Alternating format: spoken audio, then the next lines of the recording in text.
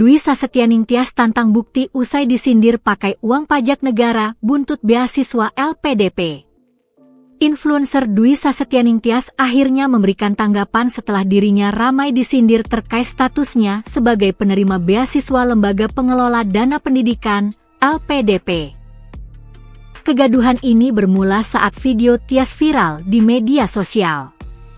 Dalam konten tersebut, ia mengungkapkan kekecewaannya menjadi warga negara Indonesia, WNI, sembari membanggakan anak keduanya yang kini berstatus sebagai warga negara Inggris. Pernyataan tersebut memicu gelombang kritik di media sosial.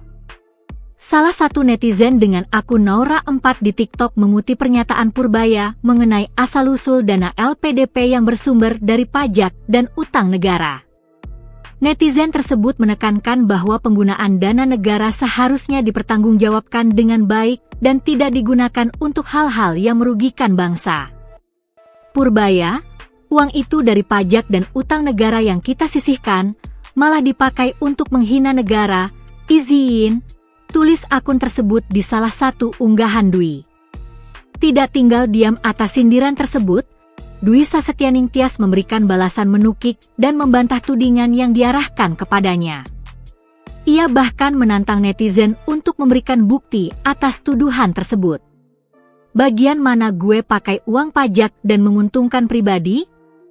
Kalau enggak ada bukti namanya fitnah. Udah gue data orang-orang yang fitnah-fitnah ini mau nama lo gue masukin juga? Izin, balas Dwi dengan tegas. Jawaban ketus dari Dwi ini justru memicu reaksi yang lebih luas dari warganet.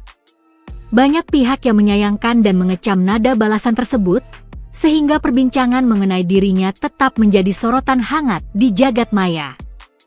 Download Tribun X sekarang, menghadirkan lokal menjadi Indonesia.